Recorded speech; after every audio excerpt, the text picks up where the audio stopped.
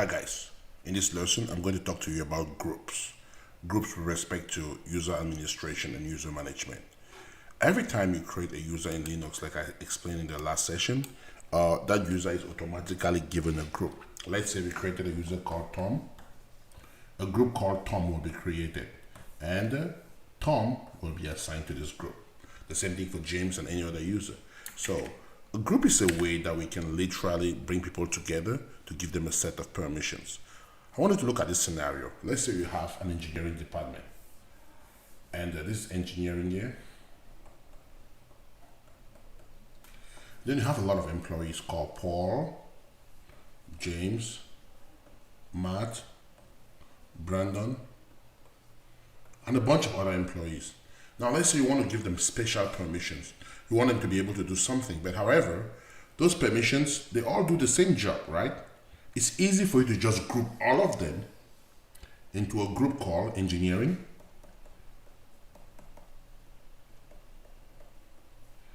And then you give those permissions at the level of the group. Now, when you give a permission to the group called engineering, that permission is going to trickle down to everybody in that group. So I'm going to show you how to create group in Linux. But first of all, where are groups stored in Linux? Remember I told you guys about the etc directory, where all configuration files are stored, etc. So, under root, and then there's a directory called etc. So, all groups are stored in /etc/group. If you go here, all the groups in your systems are right there. So I'll take you into a system and let's take a look at that group, ladies and gentlemen. I'm back on my Linux terminal. I'm gonna cut /etc/group. And it will show me a bunch of files and a bunch of groups.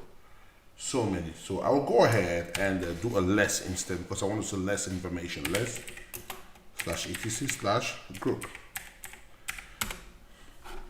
You see there's a group called root. Of course, it was for the user called root. There's a bin group, a daemon group, sys group, tty group, disk group, wheel group. This wheel group is where you add people whom you want to control the entire system. It gives them so much power, this group will. Makes them administrators. And we can go down and we can see the users we created. When we created STB, a group called STB was created. There's a group called John, a group called Walker, a group called Stan, and this is the group ID 5000. And the same for John 1001, and there's a group called Chef. So I'm going to go ahead and create our very first group. I'm going to hit Q to quit. I will create our first group. Let's create a group called, and the command is groupadd, and we're going to call it database. That's to create a group called database, and I hit enter. There you go. If I cut that same file again, if I say less/etc/group, if you look at the bottom of the file, you see that we have a group that has been created called database. Okay. Now, in order to delete the group, you delete by saying group del, one command, and the name of the group. Let's say we want to delete database. And I hit enter. Now if I go again to that same file, I just hit the up arrow to get the previous commands, guys. If I less the etc/group file, and you look, see, it's gone. You will not see a database group, it's all gone. So I want us to create a group for the engineering department. We do the group engineering. Then we cut /etc/group.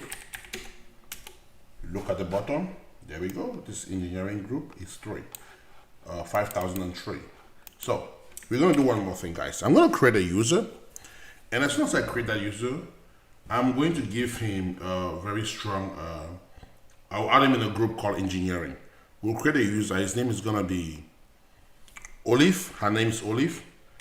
User add Olive, and user add Olive. Now, if you want to give a secondary group to Olive, you have to put uppercase G for the group.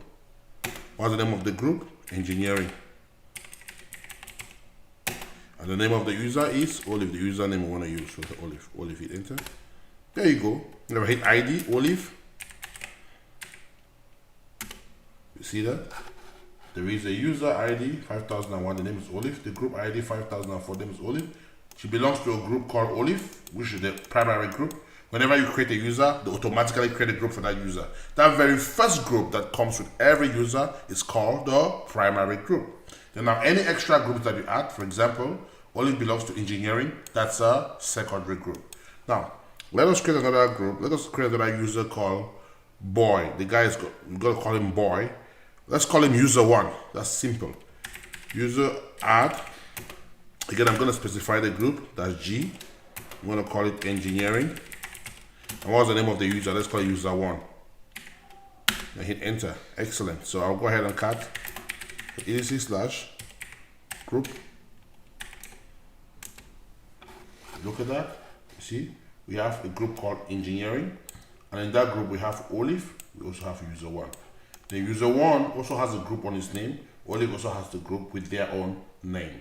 So that is how we manage group in Linux. Now, we have a user here called Stan. We have a group here called Stan. It was probably created for a user called Stan. So let's go ahead and cut etc/passwd. That tells us all the users in the system. But I want to take the user called Stan and I make him part of the chef group because Stan is a chef. He cooks. And I hit that enter.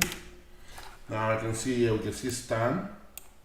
And I want to add Stan to a chef group. What command are we going to use? Since Stan is already created, we'll do a user mod because we are modifying. User mod.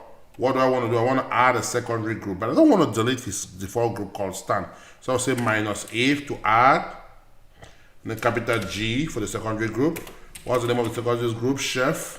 And who am I adding to it? Stan.